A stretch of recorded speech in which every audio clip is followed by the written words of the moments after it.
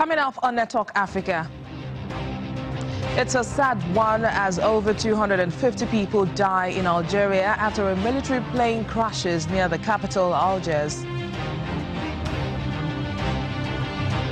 South Africa holds memorial for anti-apartheid activist Winnie Mandela.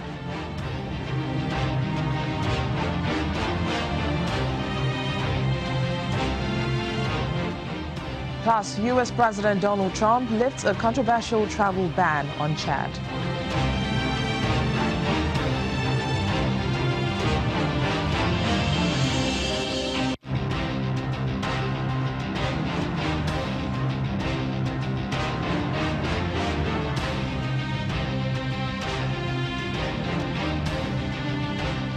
It's great to have you on the program. I am BC Adebayo. We'll begin on a sad note in North Africa, where at least 257 people have died after a military plane crashed in northern Algeria.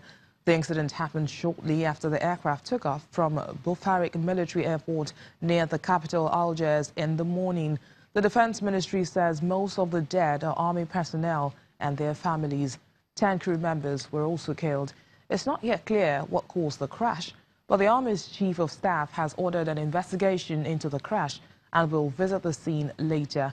It's the deadliest plane crash worldwide since July 2014, when all 298 people on board Malaysian Airlines flight MH17 died when it was shut down over eastern Ukraine. It's also the second deadliest plane crash since 2003. And in South Africa, thousands of mourners have gathered for a public memorial service for Winnie Madikizela Mandela, the anti-apartheid campaigner and former wife of the late President Nelson Mandela. The memorial in Soweto comes ahead of a funeral service to be held on Saturday. Madikizela Mandela died in the Johannesburg hospital on April the 2nd at the age of 81 after what her family described as a long illness. She was known as the mother of the nation because of her struggle against white minority rule in South Africa.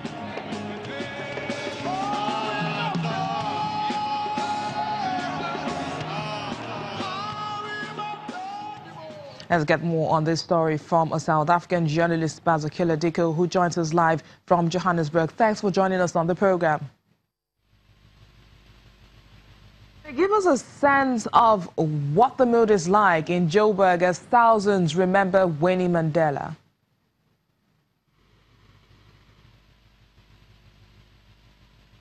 Can you repeat the question?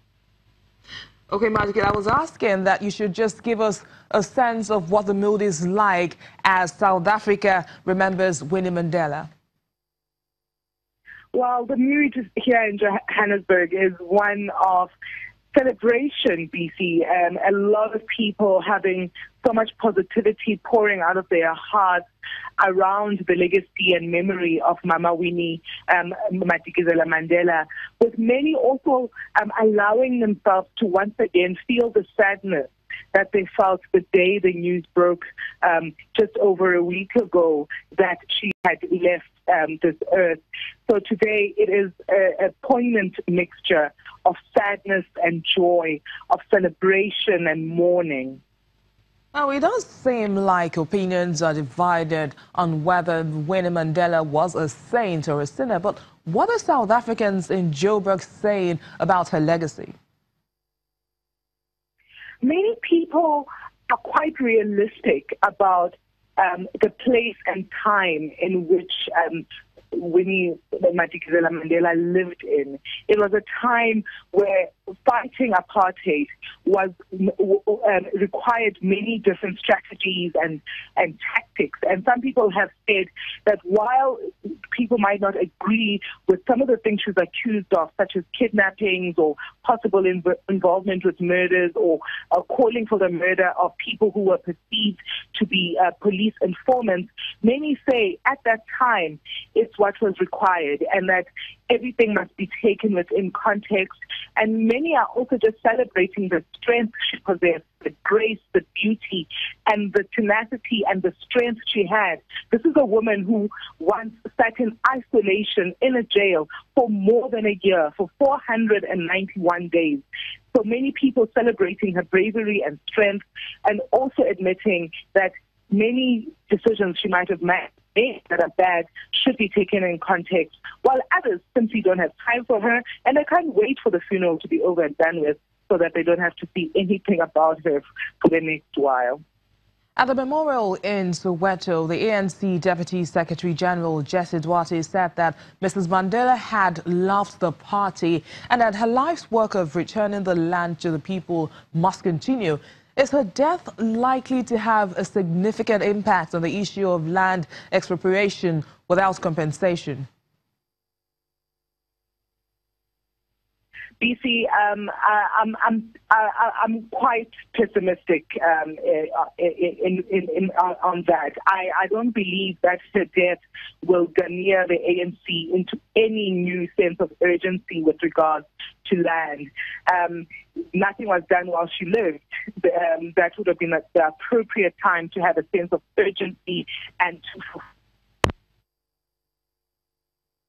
Okay, well, many thanks, Bazakile, for speaking with us. Well, let's move on to other stories now. The U.S. President Donald Trump has lifted the controversial travel ban his administration imposed on Chad about 6 months ago. A White House statement says the Central African state has improved the sharing of information about suspected terrorists and has taken steps to make its passports more secure.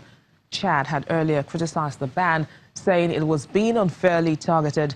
Citizens from 7 other countries are still banned from entering the U.S. They include Somalia, Libya, Iran, Syria, Yemen, North Korea, and Venezuela.